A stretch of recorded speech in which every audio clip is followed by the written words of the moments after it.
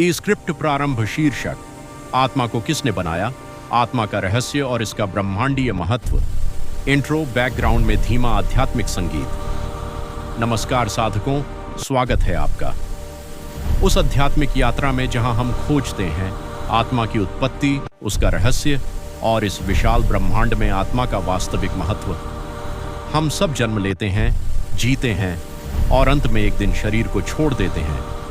लेकिन क्या कभी आपने सोचा है आखिर आत्मा को बनाया किसने है, कब बनाया, क्यों बनाया और इसका इतना महत्व क्यों है? आज हम इन्हीं सभी प्रश्नों पर गहराई से चर्चा करेंगे। भाग 1, आत्मा की उत्पत्ति। आत्मा को बनाया किसने है? हिंदू दर्शन, वेद, उपनिषद और योग शास्त्र स्पष्ट रूप से कहते हैं आत्मा न बनाई गई है, न नष्ट होती है। यह अजन्मा है, अमर है, अनंत है। मनुष्य का शरीर बनाया जाता है लेकिन आत्मा सनातन से ही विद्यमान है। लेकिन यहाँ बड़ा प्रश्न आता है, अगर आत्मा को बनाया नहीं गया तो ये आई कहाँ से? शास्त्रों के अनुसार आत्मा ब्रह्म से प्रकट हुई है।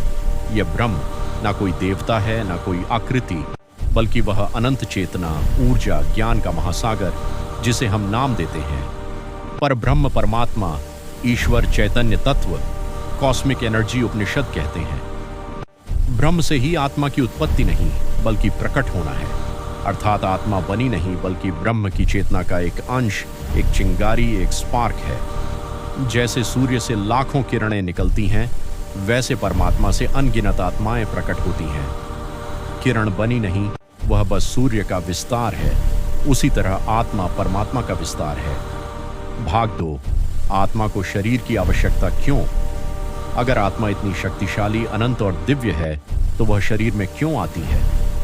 इसका उत्तर शास्त्र में जीवन यात्रा या अनुभव का सिद्धांत से मिलता है। आत्मा अनुभव लेने के लिए शरीर लेती है। जैसे आग अपनी गर्मी को तभी अनुभव कर पाती है जब किसी वस्तु को छुए।